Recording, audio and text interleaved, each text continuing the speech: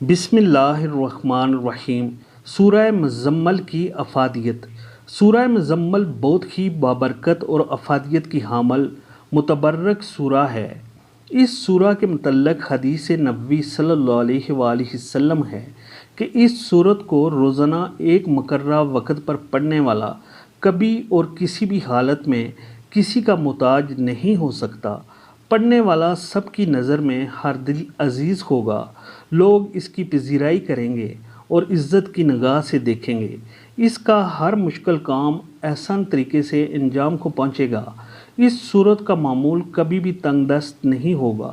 پریشانی اس شخص سے ہمیشہ دور رہے گی۔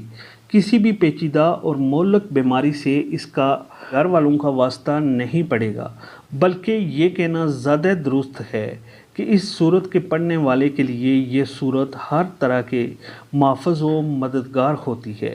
روزمرہ زندگی کے علاوہ اور بھی دیگر تمام دینی و دنیاوی افادیات کے لیے یہ سورت اپنی مثال آپ ہے۔ اس سورت کی افادیت سے